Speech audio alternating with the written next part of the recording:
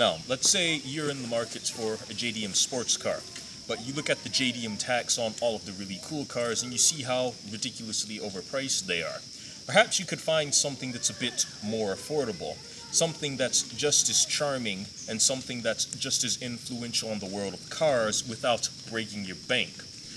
What I have behind me is a 1999 Mazda MX-5, also known here in the States as the Mazda Miata.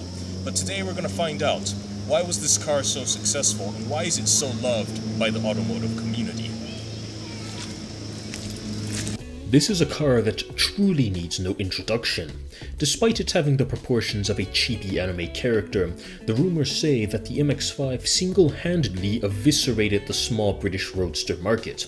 And while we're on the topic of the name, it carries many aliases. The Canadians and Europeans know it as the MX-5, the Japanese know it as the Mazda Roadster, formerly Yunos Roadster, and us here in the States know it as the Miata, the most unique and interesting name of the bunch. You see, as it turns out, the word Miata can trace its roots back to Old High German, being roughly translated as a prize or a reward, and that's quite fitting considering how the Miata rewards its driver for tossing it about. According to an article written by Dan Sherman at Haggerty Media, the origin of the Miata can find its way back to a gentleman known as Bob Hall, an automotive journalist who wrote for both Auto Week and Motor Trend. After meeting a Kenichi Yamamoto, a man who at the time just casually happened to hold the title of R&D head of Mazda, Mr. Hall was able to persuade the Mazda boys to build a small, lightweight roadster, thanks to having a speech level maxed out over 9,000. Bob Hall was a fan of small British sports cars, and thanks to his father being a fanatic himself, he was exposed to various models from a young age. After all, you know the saying, the apple never falls far from the tree, and since Bob Hall hailed from Southern California, one can surmise that there were plenty of opportunities for drop-top cruising and weekend runs up the twisty California coastline to feed that driving passion. I'll leave the link to Don Sherman's article below for you guys to read, as it's quite an interesting one, but for now, let's move forward. Originally conceived in 1989, the Miata had one goal: pure driving bliss, and to achieve this, Hall, Yamamoto, and the Mazda boys decided to design the car under the philosophy of Jinba Itai. The idea behind this philosophy is that the rider and horse operate as one entity due to an inseparable bond, and it shows with the simplicity of this car. There are no fancy 8-way traction control systems, nor 700 horsepower twin turbocharged engines, and the car is kept as light and balanced as possible, with an engine in the front, transmission in the middle, and drive wheels at the rear, as a 50-50 weight distribution is an absolute requirement. There are currently 4 generations of the Miata in existence. The original NA ran from 1989 to 1997, the NB 1998 to 2005, the NC 2005 to 2015, and the ND 2015 to the present. The one shown here is an NB, and specifically it's a 1999 model year. The 1999 Miata sports a 1.8-liter naturally aspirated double overhead cam inline 4. The block is made from cast iron while the head is aluminum, and it pumps out 140 horsepower at 6,500 RPMs and 119 foot-pounds of torque at 4,500 RPMs. The curb weight reels in at 2,299 pounds, and stopping is done courtesy of 255mm front ventilated discs and 251mm solid rear discs. Suspension comes in the form of a double wishbone setup for both the front and the rear. Of course, this means independent suspension on all 4 corners, and with a wheelbase of a minuscule 89.4 inches, balance is the name of the game. For example, the battery sits in the trunk instead of under the hood to help shift some of that weight rearward. It is worth noting that over the years, different trims and options were made available to the NB, including an optional Torsen rear end, a stiffer, more aggressive sport suspension, larger diameter brakes, and even the all-too-rare Mazda Speed variant, which used a turbocharged version of the 1.8-liter inline 4. But that covers the basics. Enough from me, let's hear from the owner of the car. Well, ladies and gentlemen, a certain gray man has returned from the depths. Dan Larson has returned. You know, Oh, yeah. driving straight from work like I do Pacific Taipei. Oh, yeah, But Sometimes people like Gotta film cool cars, gotta film cool bikes. We're gonna do what you gotta do. So, Yeah, for sure. this car's been on the channel before, but Yep. there have been some changes. Yeah, not a whole And, lot, but you know. I feel we didn't really do it justice last time. How'd you get your hands on this car? So this car is actually, I got it from my uncle. Okay. 2015 or 2016. Okay. You know, he finally said, "I'm ready to sell the car. You just Okay. have to drive up, or you just have to drive down to Florida to come get it." Okay. I was like, "Okay, sounds good." So my mom was looking for a house in Florida, anyways. So we both drove down, did a little road trip. I picked Okay. up the car, drove it all the way back, and the rest is history. Yep. Was it good on the road trip? It's got like original clutch and everything still in it. Yeah, original clutch and everything. Now, well, it doesn't have cruise control, so I actually I went to, I think it was like it's some kind of crab restaurant in Pensacola, Okay. and I actually had, it's basically like a giant leg drink that's about this big, and whenever my right leg got tired, I would use that for my cruise control. I would just stick it on the Okay. gas pedal, and you know. I'll just like stick it there and then be good to go. Yeah, pretty much. Let me ask you a question here. Did you always want a Mazda Miata? And if Correct. so, okay, so you always wanted one. Did you always want an NB or did you want like an NA, NC? I wanted an NB. Why specifically the NB? Need for Speed Underground 2. No shame. You know, you grow up, you know, playing a certain game, and you know, you grow up and you still play that game, but emulate it on a computer now. Yeah. And you know, there's just some things that you know, it's All right. So let me ask you this. So obviously there's been some modifications to the car, not necessarily Not a like whole lot. engine work, but you've done a few things to kind of make it a bit more tidy on like the curves and stuff, right? Yeah. Why don't you walk us through it? What's going on? What are we looking at? yeah. So I mean, right now it's sitting on some Nitto MT-01s. It's raining right now, and they are recommended for competition use only, so it's a little sketchy on the road. Yeah. But they are DOT approved, so you can miss me with that. All right. But when it's dry out, yeah, 5 stars now. yeah. When it's dry out, it grips. Okay. Like I can, you know, I take roundabouts at pretty much like 35, 40 miles an hour. You know, a whole bunch of other stuff. You know, I have yet to make this car lose traction in any sort of turning scenario. You know, Okay. granted, there's probably gonna be like some guy commenting, be like, "Oh, you just need to whip around real quick and you break loose. Learn how to drive." Yeah. Stuff like that or something. All But right. yeah, and then I have a pair of, I think it's Hawk racing pads. Okay. And I have slotted rotors. Okay. So it stops pretty good. Yeah, I mean, other than that, there's also there's door bushings, so they're Okay. solid like Delrin bushings. Okay. That actually, it sounds like a gimmick, Yeah. but it helps with the rigidity of the car a lot. About how much do you think it stiffens it? So before I had the bushings installed, Yeah. I would go over like railroad tracks in Ipsy, and the car would just like rattle. Okay. It would sound like it was about to break. Let's fall apart. Yeah. So those went in there, and honestly, the rattles went away. It was much more. I don't know how to say it, but it was a much more solid experience. Okay. Yeah, No and then pun also a couple other things help with the stability. The hard top definitely helps it, you know, stay a little bit more stiff. The roll Okay. bar also does that. You got the hard yeah. top. So with the hard top, did you remove the whole mechanism for the convertible, or? Yep, I did a complete.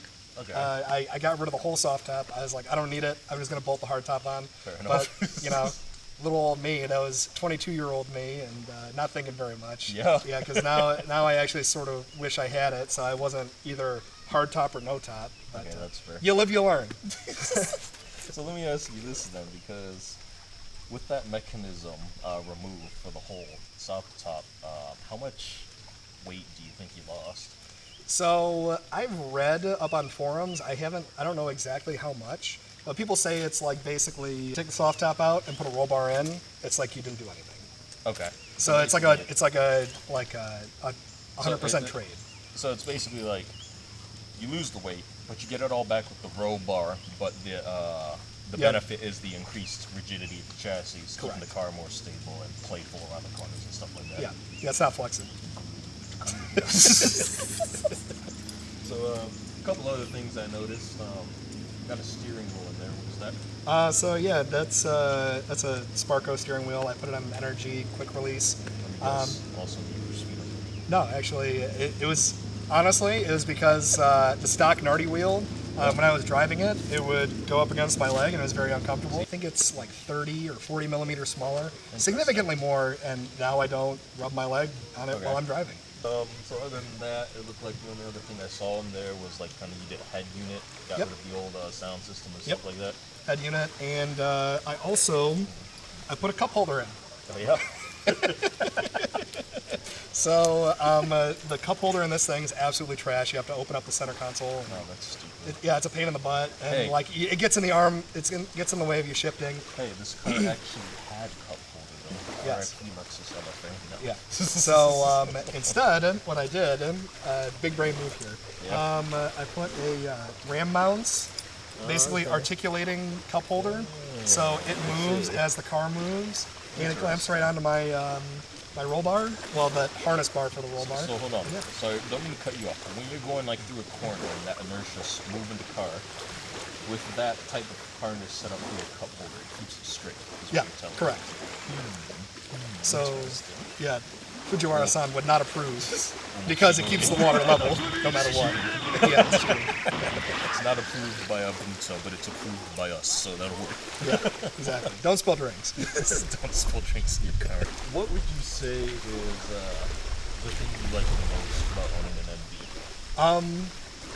Honestly, it's probably its lack of weight, its playfulness. Yeah. You just send this thing into the corners, and I know the tires do a lot of the work. It's probably more like 80% of the work, but it's just like there's nothing like ripping around these corners, and just sending it. Okay. Do you plan on kind of keeping it the way it is, or do you plan on doing work with the motor? Like, do you plan on doing the forged internals or forced induction or a whole swap? Or Honestly, I'll cross that road when I get there. I think, if anything, I would just do motor swap. okay, what would you be thinking? I mean, I've always thought the K was kind of like the best motor to stick into one of these cars. Yeah, I was thinking that. Yeah. K20 Z1 or there's a couple other K motors, but I think that would be perfect. Or the Honda J series. There's a couple. Like out of the Pilot and Odyssey. Yeah. So and Interesting. yeah, it's it makes a pretty spicy boy. So now, of course, we come to the opposite of that first question. What do you dislike the most about this car? We got him, boys. We got him. The fact that it's an absolute pain in the butt to find a racing seat that fits. That's your only complaint with the car. That's my only complaint. It's like, I basically got to lose like 50 pounds and put a Sparco sprint seat in here. It's either that or I'm beating the crap out of, the transmission tunnel. And then even then, like, some of the wings that come off the seats, they're poking out the windows and I can't have my windows up. Okay, so if somebody was looking to buy an NB, an X5 or Miata, same car, if they're looking to buy an NB, what's something that you should say that they should definitely look out for? The issue is that these cars, they're getting older and older. Some of them are really nicely, well kept. Others, there's rocker panel rust. There's supposedly like some frame rust. You can watch out for the NB specifically. I haven't really dived into all that stuff, but honestly, the rocker panel rust, it is what it is. You can pick up a decent running car for not a whole lot of money because, the clean Miatas with no rust, you're looking at like 10, 15, 20 grand, especially low mileage. I think you should enjoy the car for what it is. You put a nice sticky set of tires on it, you'll feel like the power is adequate, especially coming in and around corners. It's a good time. That's fair. I personally always felt like some of the best cars are always the most balanced between like handling and power. Yeah. And the NB definitely versus say like the NA, so much of the NA. It had that nice displacement increase, gave it more torque, gave it more power. Definitely like the car out there. Yeah, definitely. If you just want a fun little car, this car will satisfy that. very much so. And then, yeah. Anything else you want to add, or? No. It's unfortunately, I sold the Mini because me and my wife, we were looking at a new house. I had medical bills, and it had to go. This car, I don't see me ever getting rid of it. But yeah, all right, Dan. Good talking to you as always. Yeah, good talking to you, Noble. Let's get her on the road and see how she drives.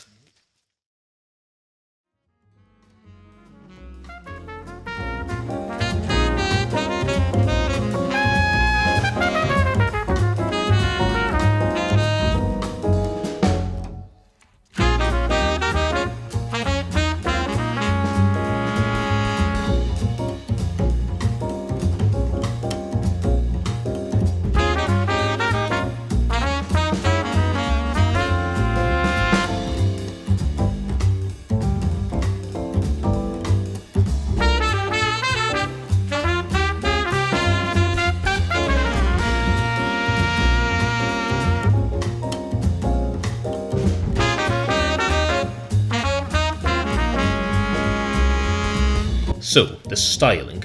Well, I suppose this is the part where all the Miata fanboys get triggered and dislike this video into oblivion, because while I don't hate the NB Miata styling, I'm not exactly in love with it either.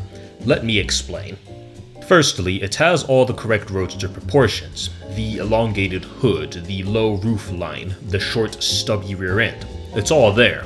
And because it sits so low to the ground, the car appears wider than it actually is, and I think that's pretty cool. In short, it looks like a sports car. However, I personally don't think that there's anything style-wise that gives the Miata character. To be blunt, I think it's a bit of a plain Jane, which, to be fair, is perfectly fine. I don't think this car was intended to stand out from the crowd anyways, and to drive it home, this is honestly how I feel about all the Miata generations. For some of the viewers that are more versed in meme culture, allow me to put it this way. You have two front fascia styles of Miata. You either get the nerd emoji with the NA, or you get one of three variations of Anya Forger's face with the NB, NC, and ND. As I always say though, styling is subjective, so let me know which one you prefer down low. Anyways, let's get to the good stuff, the real reason why these cars are legendary. It's time to drive. You wanna know what? Stealing my silicone keys. Yeah. Alright. Yeah, now I have to get everything resituated because I can't see out back because of my giant roll bar now. You wanna know what? Yeah, you wanna know what? Where's your mirror adjust? Right here? Yeah, it's right there, but I think you can't adjust it until the car's on. So nah. I'm gonna have to adjust the seat. Won't be able to adjust it very much. Yeah, no, I just didn't remember the clutch being that far. It's pretty linear. Oh yeah, and plus the mirrors, sometimes they work, sometimes they don't. No, you tell. As I'm going to adjust the mirror. You wanna know what agree with? Well, you have to, yeah, you switch it over. Yeah. Here's all the storage you have in the car, right? That's it. Sort of. I don't know. Yeah. I mean, I have that back parcel shelf where my sling bag is. Where's your steering wheel adjuster? Does it not have one? No, it doesn't have one. Are you? No. This way? Yeah, we're going. All right. We're going that way. Just follow GPS. Come on. Yeah, you want to know what? You don't got GPS in your 2002 Toyota Celica? Come on, I got it in my 1999 Mazda Miata. Okay, like I get in the Celica and I realize it's a small car. I'm gonna beat this guy. Oh, sorry, Miata. Oh no, upgrade, man. Since I'm driving. Yep. That's all she wrote. Alright. It's just fun, see? Yeah, this car Smile is on your low. face. Yeah, okay. Get in the Celica, right? And I realize that that's a small car. And then I get into this, don't know how much space you have until you lose it. Yep. The weird thing is, right? It almost feels like the Mini we drove. And Had dare more I say space? this, yeah, it feels like that car, that old tiny Mini had more space. Which, I think shoulder to shoulder, yeah. it might actually have more space. Just because these doors, they're Yeah. thick as hell. Yeah. And I was gonna say, I mean, like, the Miata is like, as a sports car, it's a two-seater. You're not gonna have a Hey, big be careful with cockpit that. Family Guy doesn't think the Miata's a sports car. Yeah, there's like Family Guy writers. Oh my god, which indeed. Oh, it's just really surprising. Because you look at how tiny the Mini is, it's almost like a K car, right? Yep. And then you get into this and you're like, wow, there's no space whatsoever. There you go. But I still have, like, how do I put it, enough space to barely move about. So it's like, I think part of what the sensation is with this car, right, is you sit so low to the ground, okay? So a lot of cars, like especially hot hatches, and I'm not dissing on hot hatches, but you know, the, what do you call it? The Focus ST, for example, that John Cooper Works Mini, you're just sitting higher. It's just the nature of how the car is built. Where this is low slung, it's literally right. I'm gonna make sure that the car and the chassis wrap around the driver, and they're sitting as close to the ground as possible to keep everything balanced. That's what this feels like. Now, I'm not a pro racing driver, but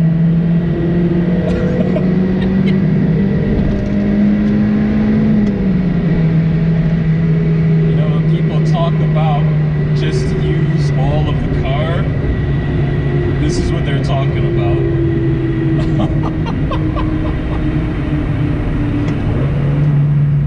Alright, we're just gonna hug this corner like so.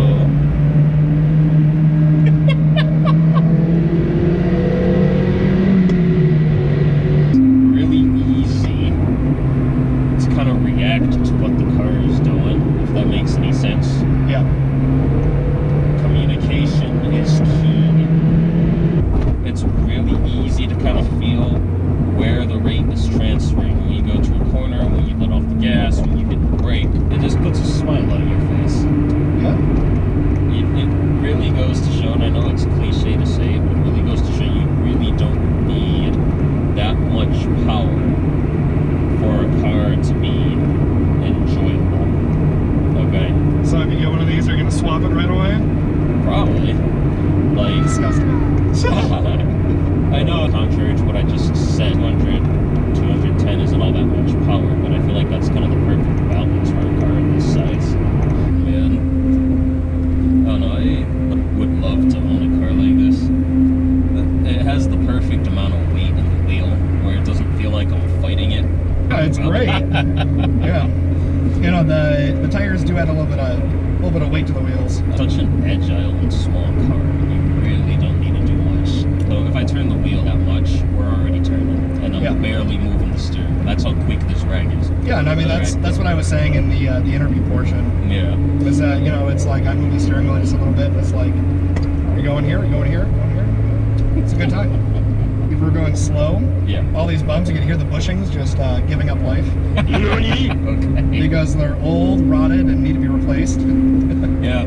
Sounds like typical Miata problems. Yeah, I have some poly bushings that I'm gonna have to throw in at some point. Yeah, I just don't have the time for it.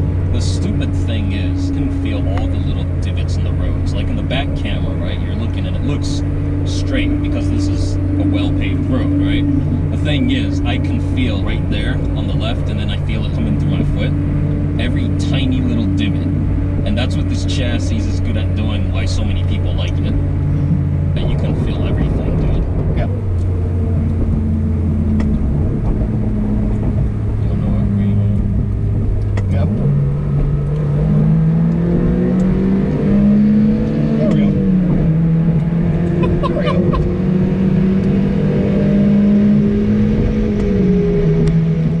So, how shall I sum this up?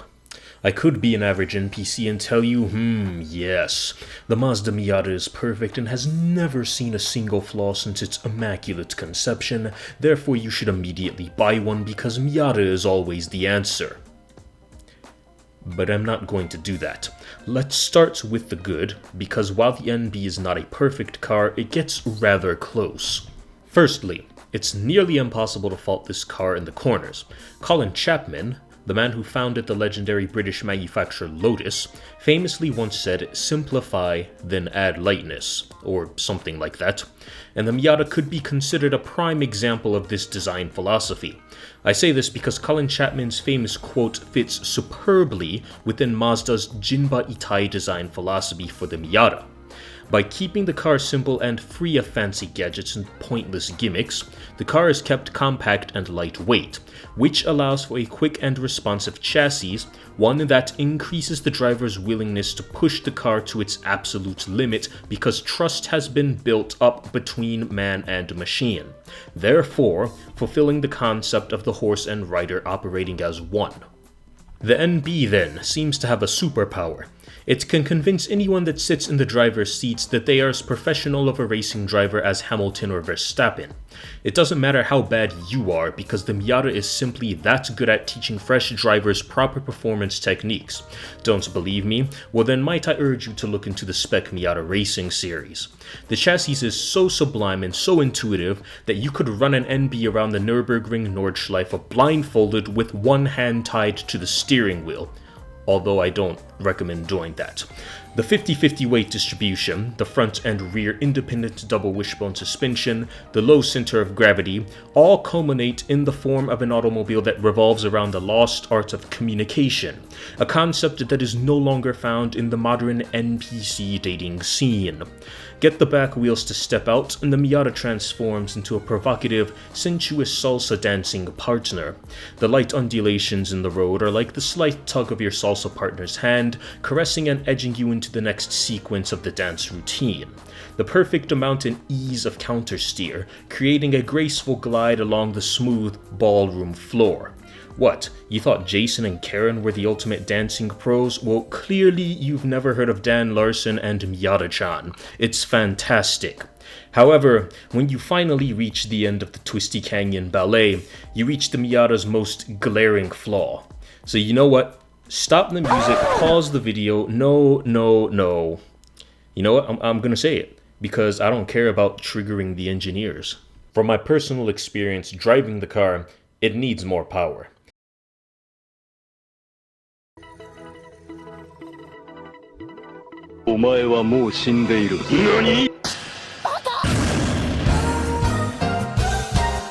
I know, you guys are going to say, but Manuel, didn't you say earlier that you don't need that much power for this car to be fun? Yes, I did. Now put down your pitchforks, you internet imbeciles. Let me cook. I think that putting a gluttonous, thirsty LS or Hellcat engine in the front of the vehicle completely spoils it, but it needs just enough.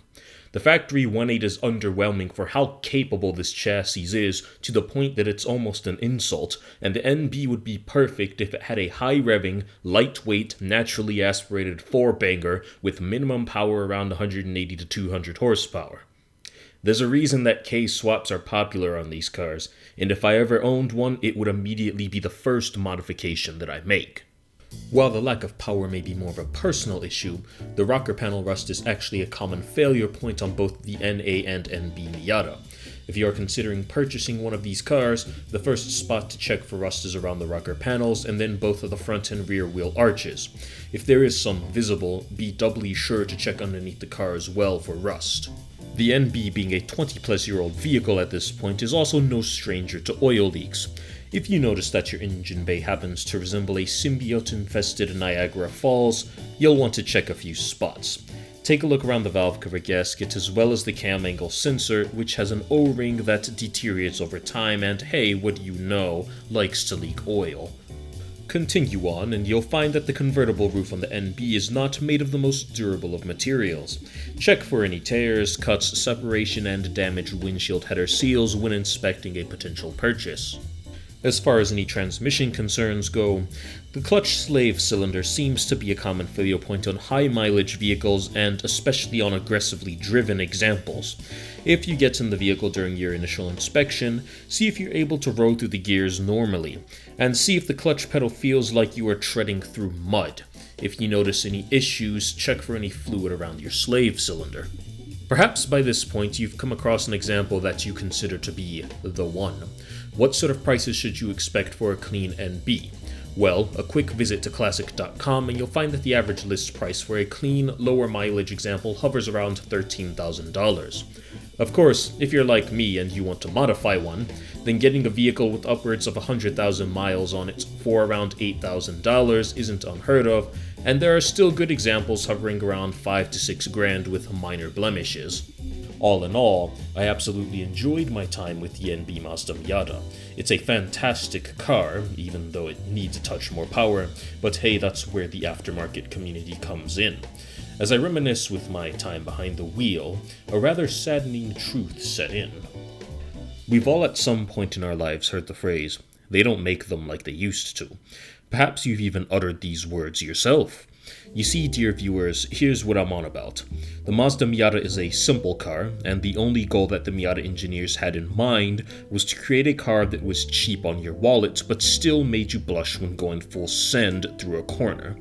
It was designed by car guys, for car guys, and I think that this is something missing in the modern world of cars. You see, most cars are no longer designed by passionate gearheads who spend their evenings talking about engine swaps, or how the duration of the cam lobes can increase or detract power, or how adjusting camber, caster, and tow settings can make a car 5 seconds quicker around a track. The ones that are tend to be more on the expensive side today. No, you see, cars are now designed by a committee of suits and ties in a meeting hall. They will then proceed to talk about the stock market and how to make a car that appeases the masses, and how to round up as many paid shills on YouTube as possible so that they can fatten up their profits for the remaining quarter. Then they'll all shake hands and probably be off to play a few rounds of golf. The only vehicles today that I can think of off of the top of my head that are rear-wheel drive, enthusiast-oriented, and affordable are the ND Mazda Miata and the Toyota GR86, along with its twin, the Subaru BRZ. So in short, if you have an old-school Miata like this NB featured here, why are you still watching? Take the old girl out for a spin. Ladies and gentlemen, my name is Manuel Smith, and this concludes my review of the 1999 Mazda Miata. Thank you very much for watching. Stay safe, God bless, and I'll see you in the next one.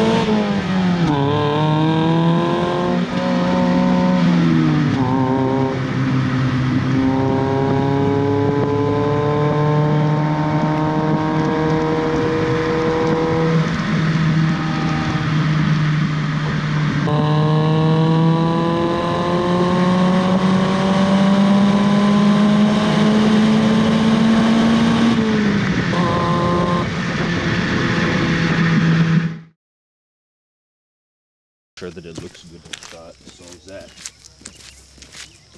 Tell us Testing 1 2. Testing. Listen. Testing 1 2. how much of a dweeb do we look? Listen. I can do full makeovers by next weekend, dude. I got y'all both. Trust me. And we could just do it at the thrift shop too, man. Just hit a thrift shop. I'll get y'all fitted. I can hit record and film some bloopers. Oh, whatever. Get out of here. You wanna know what? Yeah, You wanna know what? What up, Zach? Good game. No dreads, man. What is this? Yeah, completely shaved head last time you saw him. The saga continues. Yeah, we're filming this thing. This kawaii Desu-chan car thing. You don't know The thing that's a quarter the size of a port escape. Omoshiroi.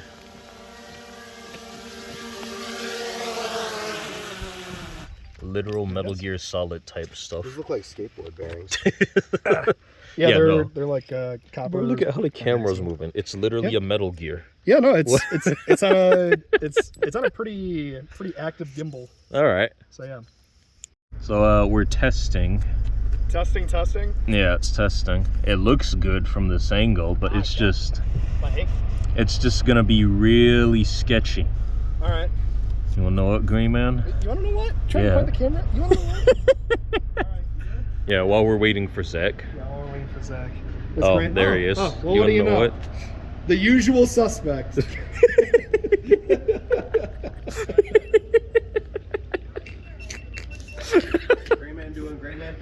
Yeah. Got the You Gray Man didn't special see going. anything. Man, special, dude. He's got gamer fuel, bro. You can't beat him now. The tall boy. You know what? You know He's what? ready to start destroying some COD lobbies. You know what? Smash the controller after this one. What's going on, ladies and gentlemen? As you can see, I'm at work right now. 7:30 in the morning. Absolutely no business. Figured I would shoot this outro for you guys real quick. So I just want to say thank you very much for watching. Dan, I know this took literally over a year to get out, but again, thanks for being patient with me. I hope the video was good enough quality that you enjoy it, that it was also informative to anyone who's actually looking at purchasing one of these cars. So if you liked the video, leave a like, leave a comment, drop a subscribe if you feel so inclined to do so. If not, that's cool too. Leave a dislike, tell me what you don't like about it. But we out here, so see you guys in the next one. Peace.